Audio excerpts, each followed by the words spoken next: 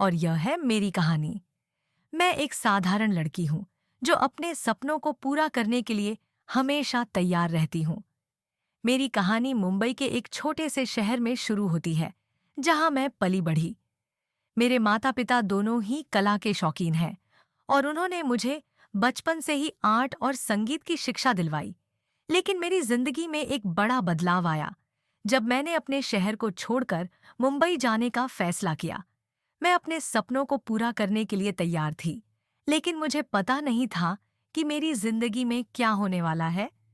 चलो आगे बढ़ते हैं और देखते हैं कि मेरी कहानी में क्या होता है। लीना ने हमेशा से आर्ट का शौक रखा था। बचपन में वह घंटों स्केचिंग और पेंटिंग में खो जाती थी, अपने खुद के क्रिएटिव वर्ल्ड में।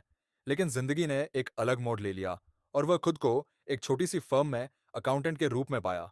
एक दिन काम से घर लौटते समय लीना एक प्यारे से आर्ट स्टूडियो पर नजर पड़ी, जो एक शांत गली में छिपा हुआ था। दरवाजे पर लगी प्लेट पर मूनलिट कैनवास लिखा था। आकर्षित होकर उसने दरवाजा खोला और अंदर कदम रखा। स्टूडियो आर्ट सामग्री, अधूरी कैनवास और विचित्र सामानों से भरा हुआ था।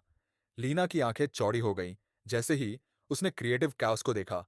एक आकृति स्टूडियो के पीछे से निकली, जो रैक पर पेंट से सने हाथ पोंछ रहा था।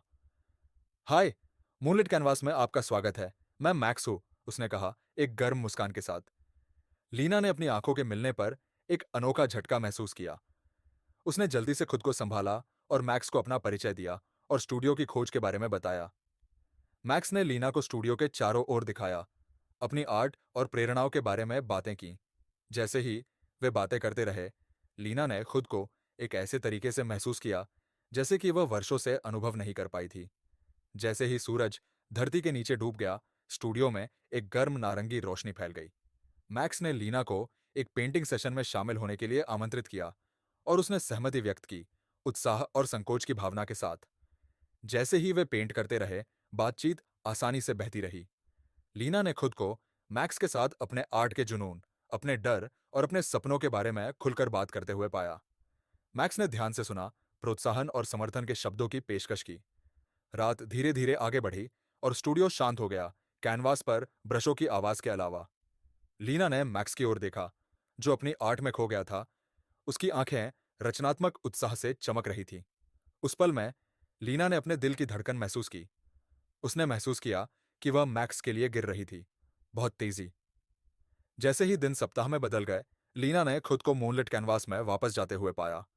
वह और मैक्स करीब आ गए, उनका कनेक्शन हर गुजरते दिन के साथ गहरा होता। और इस तरह लीना और मैक्स हमेशा खुश रहे। उन्हें कला का एक काम पसंद था, जो उन्हें जानने वाले सभी लोगों को प्रेरित और उत्थान करता रहेगा।